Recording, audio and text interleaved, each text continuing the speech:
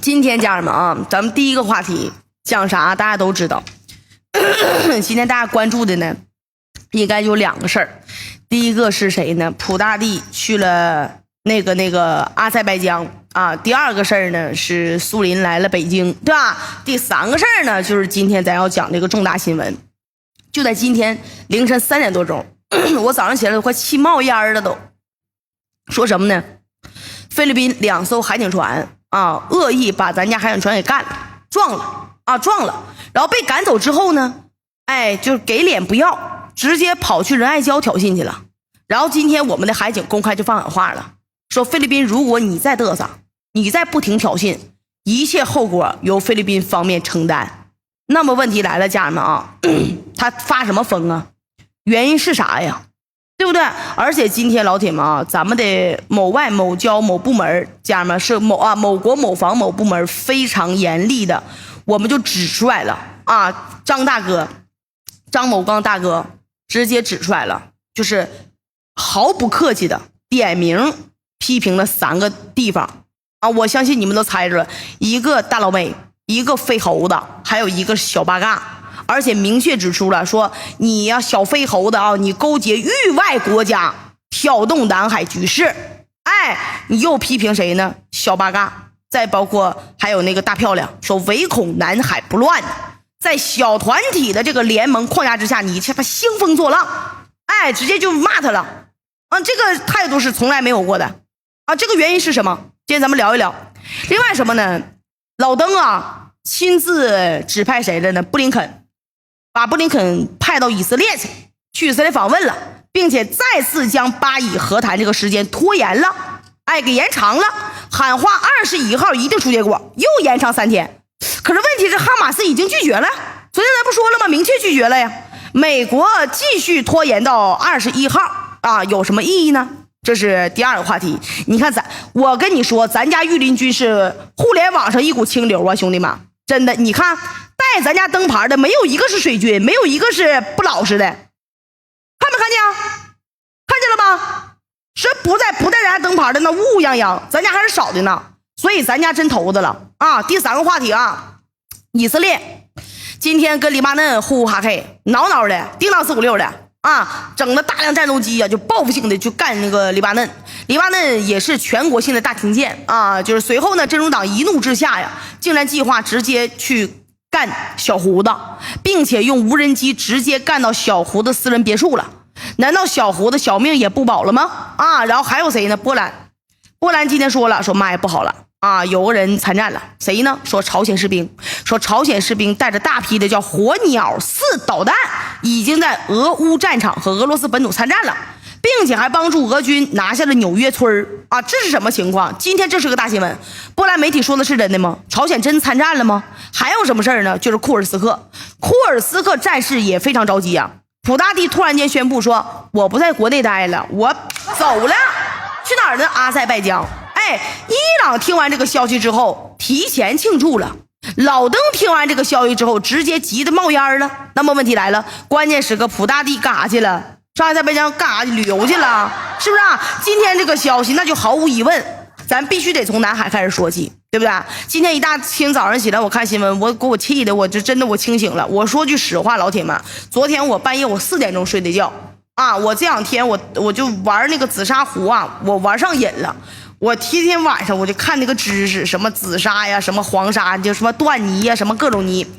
完了呢，我就刷手机呀，刷到3点多，我就看见这新闻了，我都没睡着觉。我说实话，我做梦我都跟那个飞猴子干仗呢啊！怎么回事呢？就在今天凌晨的3点来钟左右，菲律宾这边啊，突然间搞事儿，就趁着摸黑啊，出动了2艘海警船。分别什么呢？叫4410号和4411号船，然后在这个海上嘎哒嘎哒练签名的，就把那个 AIS 船舶识别系统给关了，然后干啥去了呢？就是真是不要个命，奔着南沙那个仙滨礁就干过去了。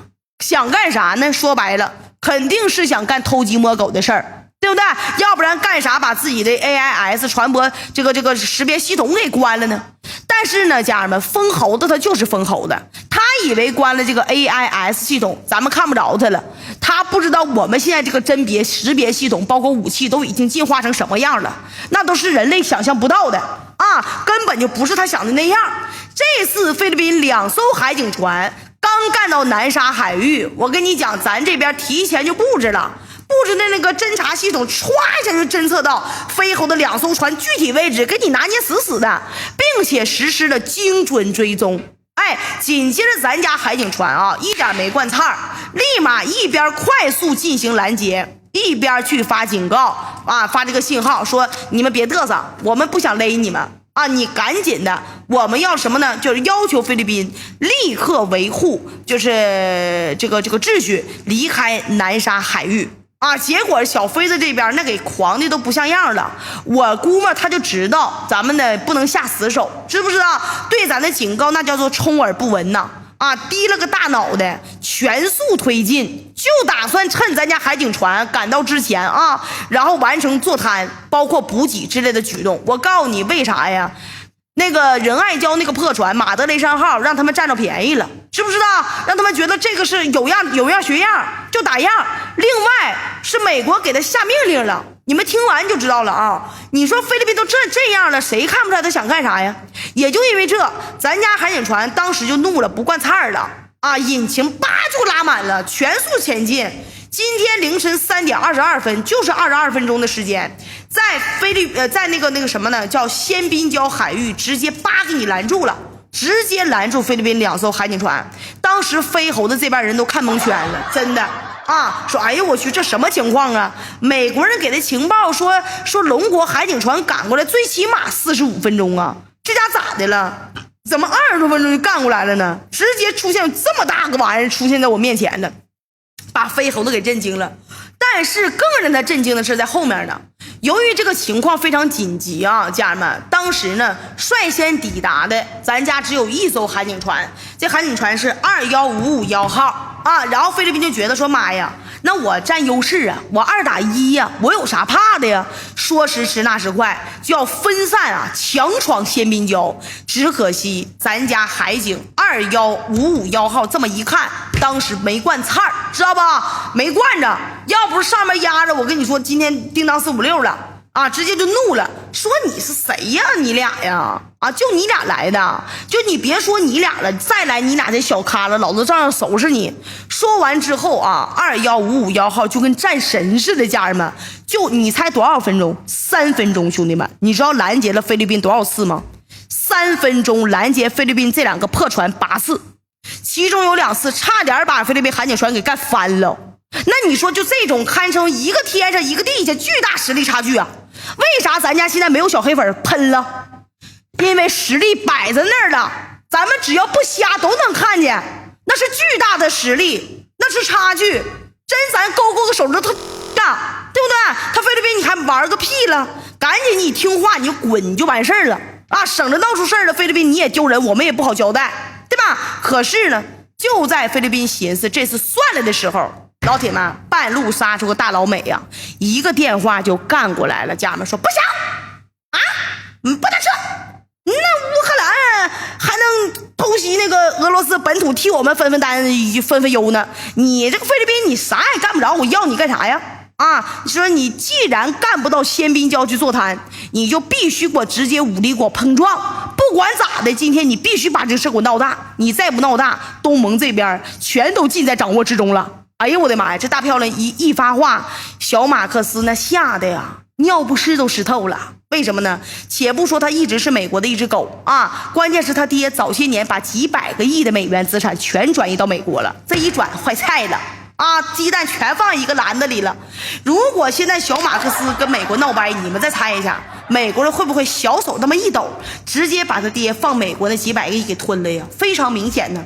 所以小马克思一听这话，家人们那二话没说，直接卫星电话叭就干到菲律宾这2艘海警船上了，说你们现在无论如何啊，你们就疯了，你们就装你们疯了，你们就撞他，你们就撞那海警船啊，反正他也不能下死手，你放心吧。那东大都温柔都善良啊，看我们这么小咖的，他不能欺负我们啊，最好直接把那海警船给撞沉了，撞沉了他也不能干我们啊。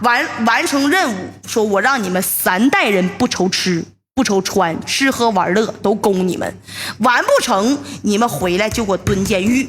哎，那你说这老大命令都下达了，这菲律宾这个海警船能拒绝吗？肯定不能啊，对吧？所以说这边下令3.25分58秒的时候，就是3:25分58秒的时候，菲律宾4410号海警船在被我们拦截紧急避让的过程当中，突然之间一瞬间叭一个大转向，对着咱家21551号海警船叭就干过来了。当时我们都蒙圈了。那说到这儿，老铁就问了，对不对？说这次碰撞这么突然，而且菲律宾还有一艘海警船呢，他也准备动手呢，这最后结果啥样啊？怎么说呢？今天我看现场视频的时候啊，我真捏一把汗。真的，我看视频了，咱们应该都看见电视上演了，对吧？为啥呢？因为咱家这次海警船21551，它确实不是一个大船，它是一个小船，比菲律宾也没大，那个破船也没大多少。再加上这次碰撞非常突然，所以说真要是撞上了，那属实确实有点危险的。你更别说菲律宾还有一个船在旁边伺机而动呢。如果按照美国这个意思，家人们啊，那可是想让菲律宾效仿乌克兰呐。啊，干俄罗斯本土那一样啊，来突袭咱们家南海呀，对不对？换句话来说，这老美的目的就是想让菲律宾把咱家海警船给干了啊，所以当时情况非常危险。但是后续啊，我再一看央妈妈啊，咱家的妈妈电视啊发的这个视频，哎，我看了好吗？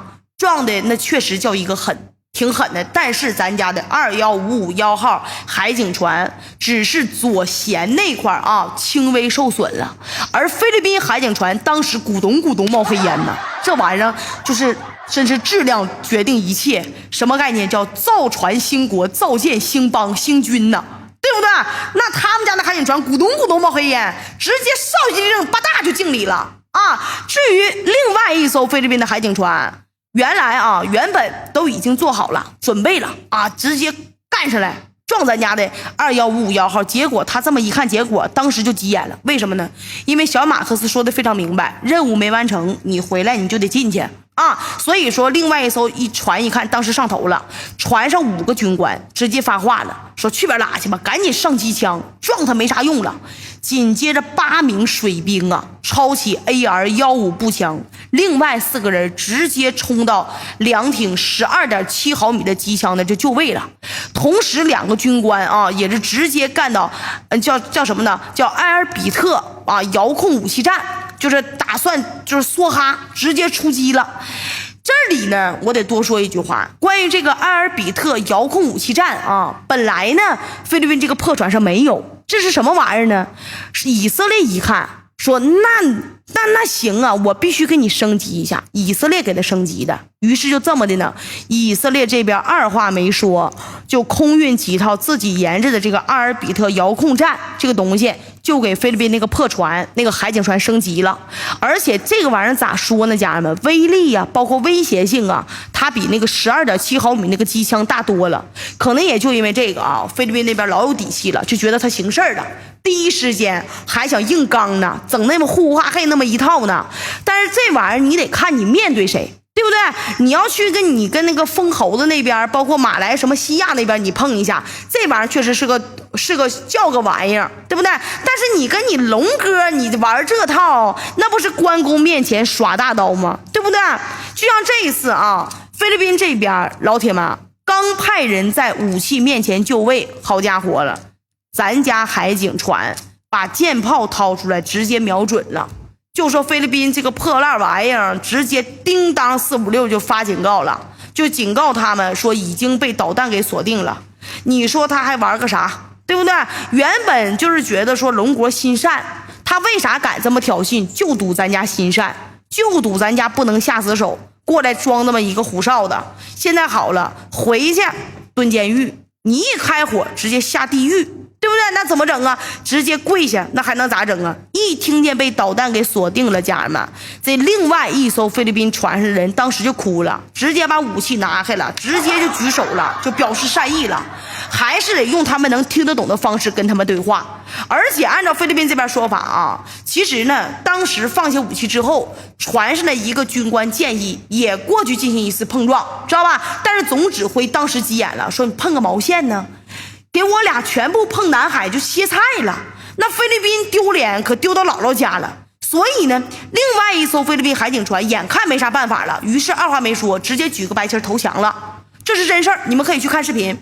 而咱家一看啊，其实我们这边没啥损失，再加上一旦这么闹下去，那就真上美国人的套了，对吧？所以说呢，什么意思呢？看到另外一艘菲律宾的这个海警船举白旗之后，也没过多的纠缠。3点27分的时候，就准备好的那艘船拖出故障的那艘船就离开了，懂吗？那说到这儿，有老铁就可能会讲话了，说这菲律宾投降速度也挺快呀，看来他也不是那种纯傻的呀，对不对？怎么说呢？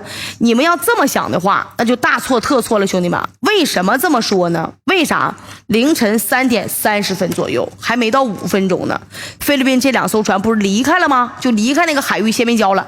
但是兄弟们，你猜他俩干啥去了？他俩没回家，而是在附近啊，直接进行一个补给，简单修缮那么一下，一个回马枪，直接往仁爱礁那边又杀过去了。你们没听错，家人们，你蒙不蒙圈？菲律宾这帮疯猴子就这么不识好歹，哎，刚在先民礁被打跪下了，转头又干到仁爱礁附近去了。你们会好奇他们干啥呀？为啥这样呢？对不对？其实原因就是我前面说的，现在美国就是需要菲律宾充当乌克兰的角色，然后在亚洲复刻偷袭南海岛礁，懂吗？通过这个行为把龙国注意力给拖住。但是你说这好使吗？我只能说你一点谱都没有，根本就没有这个可能性。乌军刚杀进俄罗斯本土的时候，那车臣的那叫什么？就阿塔马赫部队吧，那个撒丫子就跑了。咱家这边能出现那种情况吗？你偷袭先民礁那是出其不意，你来仁爱礁你不是找死吗？那可不是什么出其不意呀，对不对？儿子自投罗网啊！不说海军几艘军舰在附近看场子呢，咱就说海警船加渔民船。我跟你说，前2天菲律宾报道个什么事儿？说哎妈呀，太不可思议了！那玩意儿东方大国的海警跟渔民打成一片呢，那渔民都上海警船上吃饭去，他俩还在海里烤肉呢，都不可思议啊！为什么？就说我们可能是我们民众看见军队看见海警老亲切了，他们一看见军队，那民众都得赶紧撒丫子跑，对吧？所以说当时前2天报的嘛，他根本想不到仁爱礁这边都不用军舰，海警加渔民30来艘，你就菲律宾那俩碰冒烟的小破船，你跟谁俩装弹呢？虽然这次他杀了个回马枪，家人们啊，绕道干了，就是偷袭了我们的仁爱礁，但是这次连仁爱礁的影他都没看见，直接被咱家的海警船加渔民给拿下了。而且这次兄弟们，咱家海警船也彻底看明白了，就对付猴子不能客气，知道吧？所以说这次2艘海警船就跟押犯人似的，硬薅的啊，就把菲律宾这俩船给赶出南海了。与此同时，今天上午啊，我们的海警部门也发出了严正声明，原文是这样的：菲律宾在南海一再挑衅滋事，违背了2国不久之前达成的临时协议，对中方的主权构成了严重威胁和侵犯。我们警告说，菲律宾如果你不停止挑衅活动的话，一切后果由菲律宾方面承担。哎，这话没啥别的意思，总结一下就是什么呢？叫勿谓言之不预的解释版本，对吧？如果菲律宾就继续这么挑事儿，你看下次怎么干他，你看再下次怎么干他就完事儿了。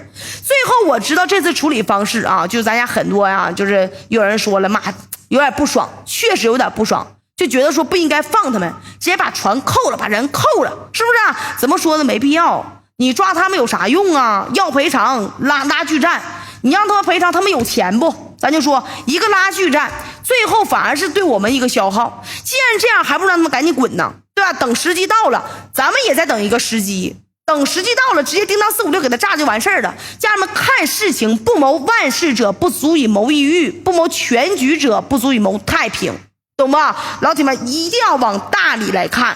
我们现在跟他干起来有什么好处啊？对不对？这个事儿不解释了啊，能听懂就听，听不懂就出去，好不好？来啊，就是我这是给你点脸了啊，看你才丢人现眼呢，你个老啊，反正总之，南海这边的事儿，现在我们不着急，菲律宾和美国现在已经特别着急了，而这也就意味着什么呢？未来一段时间，估计是有大事要在南海发生，咱就看好事就完事儿了。说完这个，家人们啊，来，不好意思啊，我耽误点时间，来，听得懂就好啊。你看有咱家没有粉丝团都听得懂。来，刚才说怂那个呢，给我踢出去来。这是给你们点脸。真是，来说完这个啊，咱直接再接着说中东的事儿。今天中东那边炸了个血庙了，家人们，炸了个锅了啊！有人说讲俄罗斯，一会儿讲啊，美国想捂中东的事儿都捂不住了，怎么回事呢？昨天人家哈马斯都已经公开宣布说绝对不跟以色列和谈了，对不对？都已经说完了，结果这个老登啊，这死气白咧的不死心，你们没听错啊，老登就是不死心，一口气叫上了好几个美西方国家干啥去了？劝哈马斯去了，并且再次动用武力把哈马斯的代表给扣在卡塔尔了。而且呢，这次啊，老登直接就讲话了，说21号一定给大家一个结果，等出结果了，伊朗啊，你再觉得不行，你再打，行不行？哎，你们以为伊朗会拒绝吗？我跟你们说错了，伊朗这次是直接光速答应了，说 OK 呀，那就等21号呗。说到这儿啊，可能有些老铁就讲话了，说这不是伊朗这闹着玩呢吗？美国明显不就拖延时间吗？为啥要答应他呀？怎么说呢？如果之前伊朗这么干，家人们啊，我肯定得说他两句，但这次是真喷不了。这次伊朗跟俄罗斯准备了一个超级无敌的终极大杀招，一旦这事儿办成了，俄军士兵装备物资直接可以叮当456往伊朗运了。但是办成这个事儿需要时间，所以说伊朗一看美国人想往后拖，那时间在我不在他呀，有啥理由拒绝呀？不过伊朗这边松弛感一上来，内塔尼亚胡跟川普一看这，他们是直接想不开了啊，说伊朗大哥呀，我马上就给你小弟的高层给你斩首完了，你咋还不生气呢？你咋还不动手呢？你再这么整，我可真下死手了。什么死手呢？兄弟们，昨天黎巴嫩不是对以色列本土干了30多枚火箭弹吗？在小胡子那儿啊，就借着这个机会直接发飙了，一口气出动了40多架战斗机。你没听错，以色列的小胡子直接出动40多架战斗机，对着黎巴嫩全境叮当456一顿干，强度猛到什么程度呢？据说黎巴嫩昨天是全境停电，他们说电力不足，你们信不信？信的给我扣波1，不信我扣波2。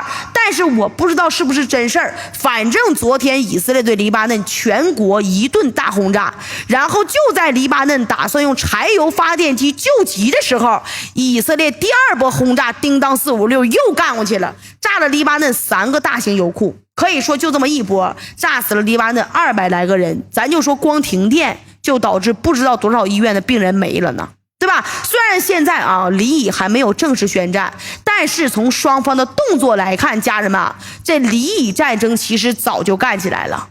那你们说这黎巴嫩被炸得这么惨，他肯定得做点啥吧？然后今天家人们，中东这个事儿老刺激了，一听小弟直接被炸的全国停电了，伊朗二话没说，直接给真主党那边送货了，送去了50多枚的叫什么呢？弹道导弹，并且直接把前天从美国那拿的情报共享给真主党了。真主党这么一看，好家伙了，除了12名摩萨德特工被弄死之外，还有一条信息非常重要，啥呢？这个情报上啊，居然有小胡子的住址，还有他在哪几个地堡躲着那个地址。那你说没有情报的时候不好办事儿，现在情报都来了，该出手就得出手啊，毕竟我不是大哥呀，对吧？简直如果不出手就对不起美国给的情报支持啊。所以说原本啊，这个黎巴嫩真主党想用300枚火箭弹报复这个计划，直接给推翻了，改成什么呢？据说啊，小道消息说改成暗杀小胡子。你们没听错，黎巴嫩真主党就是要对小胡子进行暗杀。就为了这个目标，真主党兄弟们先是80多枚的火箭弹开路，叮当456，紧接着8枚弹道导弹撒丫子干出去了，齐射直接发射，对着以色列军事基地咣咣咣一顿输出，最后无人机登场，40多架无人机唰一下直接奔着内塔尼亚胡住的地方就干过去了。你们可别觉得说苏你是不是编故事呢？来，老铁们，我一点没忽悠你们，你们可以去查去。这个消息是以色列的那边的媒体自己报的。当时啊，这个无人机分散，对着内塔尼亚胡几个可能藏身的地方，叭就干过去了。小胡子正在地堡外面呢，为啥呀？原因很简单，因为美国眼看着巴以核弹弄不成了啊，这老邓就很着急呀，于是再次派谁了呢？派了布林肯坐着专机一脚油门干到以色列了，打算找小胡子谈呢。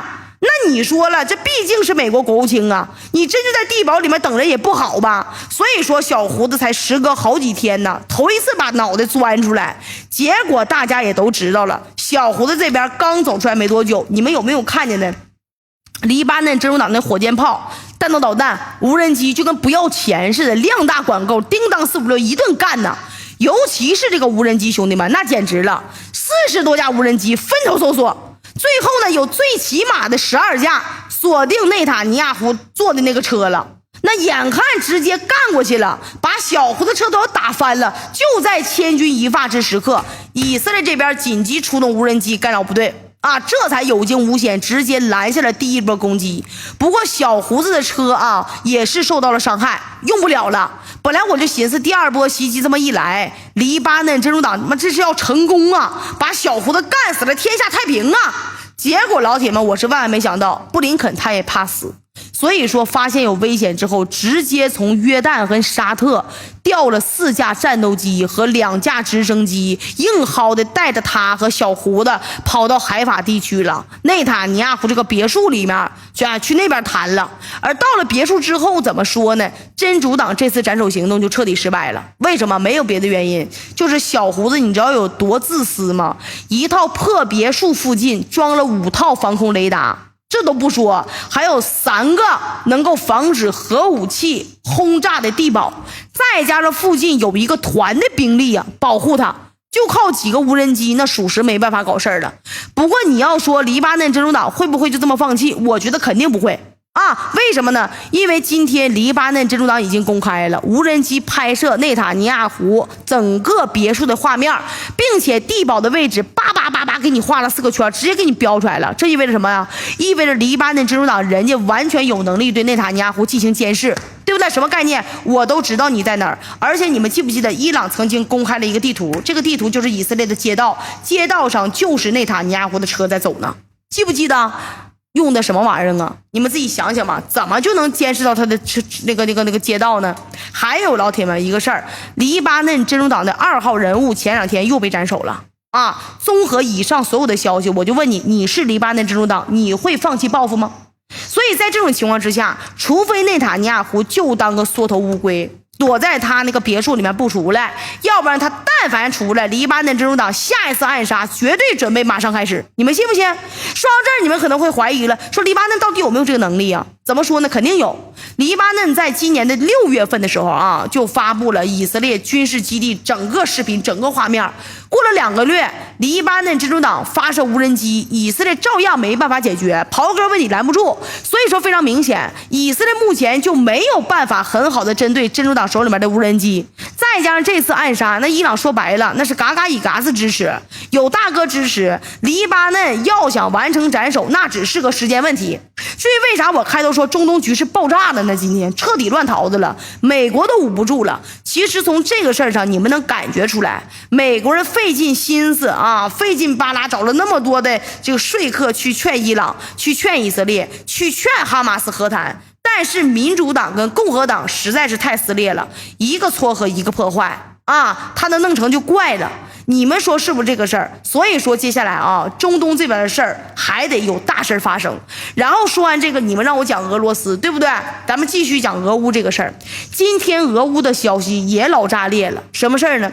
今天啊，首先说一个事儿。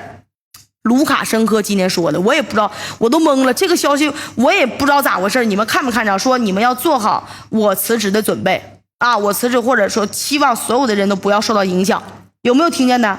我都懵了，这个事我也不知道怎么分析，就这么单蹦一句话啊，就没声了。完了呢，今天波兰直接突然间爆料一个事儿，说朝鲜参战了啊，说最强80后那边参战了，而且说他们有证据。什么证据呢？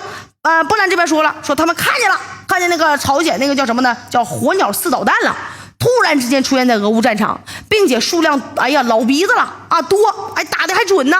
说对那个乌军造成极大的伤害，然后又拿出数据对比，说俄军的炮兵过去2年都没打出这么高的命中率，你更别说用一款刚从那个80后那边拉过来的火鸟4导弹了，所以一定是80后那边已经参战了啊。那说到这大家就要好奇了，对不对？说这次这80后真参战了吗？我说实话啊，参不参战我觉得没参战啊，这个或者是参战，反正我也不敢肯定。但是这次啊，朝鲜的这个火鸟4导弹，它实打实的确实参战了，而且这次火鸟4导弹出现的地方贼拉不简单。首先是第一个战场，这几天俄乌双方在纽约村这个地方都打疯了，有人知道不？乌军玩命抵抗，俄军玩命轰炸，玩命冲锋。但是呢，大家都玩命之后，这个局势尴尬了，僵住了。老铁们，你们敢信吗？僵了，就这么一个小小的地方啊，每天都得死个200-300人。但是就在昨天晚上，事儿突然之间出现转机了。什么转机呢？俄军的一个炮兵阵地突然之间多出来大概1800人，而且清一色的80后那边的武器。当时乌克兰和北约发现之后，为时已晚呐。这个导弹部队贼拉迅速，不等乌军进入到这个阵地躲避呢，第一波叮当456，400多枚火箭弹炮弹叭就干过去了。紧接着后续啊，那个炮击硬薅的打7波，兄弟们，连续7波炮击，你们见过没？听过没？就这么一下啊，纽约村里面乌军直接死伤惨重，而且乌军的重型装备几乎全军覆没，全都殉爆，全都爆炸。你说就这，你让乌军怎么打？那也就这波打击之后，俄军地面部队妈呀就杀进去了啊，把剩余来不及跑的乌军全给解决了。紧接着俄军宣布啊，已经完全占领纽约村。今天也是一个大新闻，这个地方一占领，兄弟们意味着什么？你知道吗？很简单，参考消息今天最新的报道啊，说俄罗斯轰炸乌克兰首都基辅，已经不需要呼叫空中支援了。懂我的意思吗？这个村被干了，意味着现在俄罗斯轰炸乌克兰首都基辅都不用空战了，都不用空天军的优势了，直接弹道导弹瞄准嘎巴就给他干了，并且就在今天上午，兄弟们，8枚弹道导弹已经成功从哈尔科夫发射，直接干到了基辅啊！所以你们就可以想，之前干他乌克兰首都，那是需要空中支援，那是需要占这个基辅的机场。现在好了，不需要了。当时我干到你基辅，我占了你空军基地，我占了你飞机场，我还得需要后援。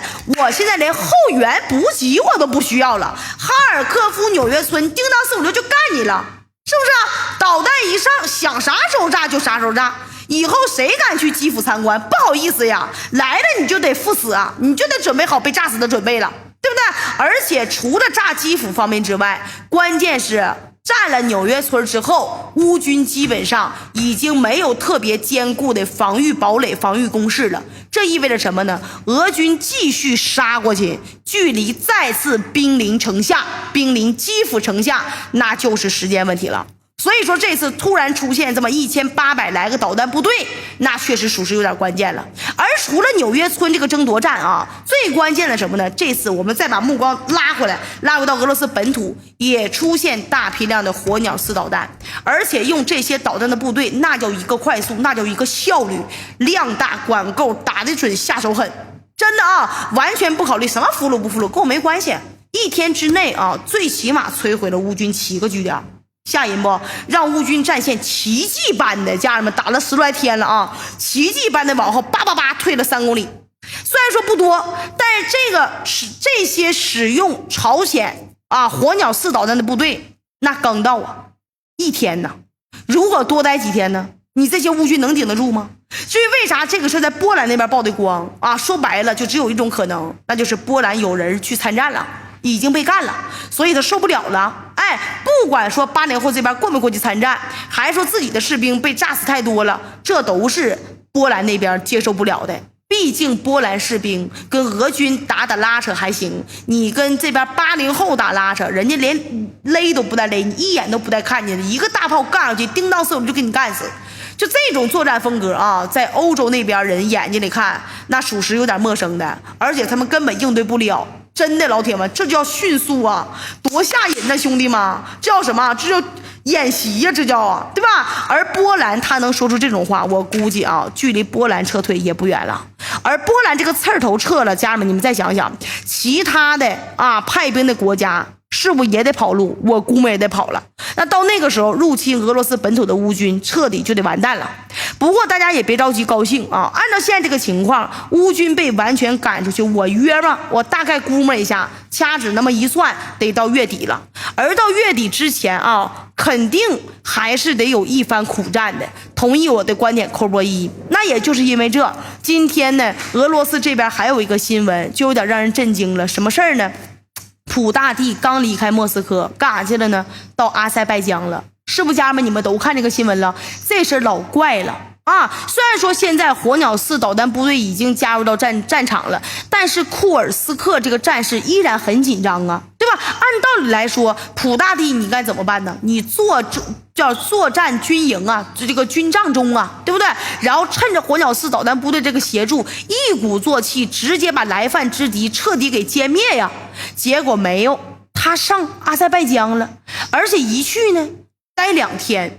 克里姆林宫这边还说了，说普大帝访问阿塞拜疆期间，将就双边关系及国际和地区事务和阿塞拜疆大哥啊叫阿利耶夫进行讨论，并且发表联合声明，并且还会签署一系列的文件。怎么说，家人们啊，这种跟没事人是一样的松弛感，和前几天乌军刚干到库尔斯克那几天的表现实在是差距太大了。前几天他几乎天天招一大堆人开会呀，天天开会呀，要求只有一个，务必尽快歼敌。第一次的要求是务必尽快疏散民众，第二个要求务必尽快歼灭敌人。主打的一个就是心急，对吧？但现在呢，他心不急了。普大帝为啥不急了呢？那不知道。但是普大帝不急了，有一个人急了这2天急得冒烟了。这人是谁呢？美国老登。这几天他天天放话呀，说嘛加沙停火协议很快就要签了，结果到现在没签。那伊朗那边呢？这几天天天在那放话，说如果加沙停火这个协议签不成，以色列暗杀汉尼亚这个事儿，我还得狠狠揍他我就揍以色列。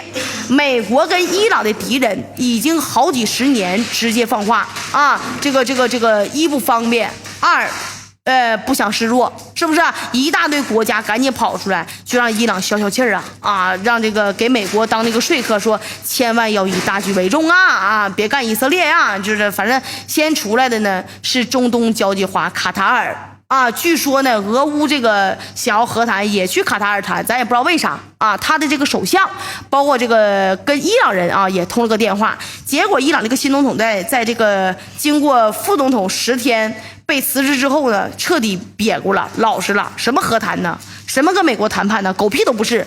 这哥们昨天在会议当中就演讲了嘛，那公开放狠话了，说这个事背后就是美国，美国是伊朗所面临的最大威胁，这他说的。这意味着什么呢？意味着美国想要收买伊朗间谍的方法基本上已经彻底歇菜了。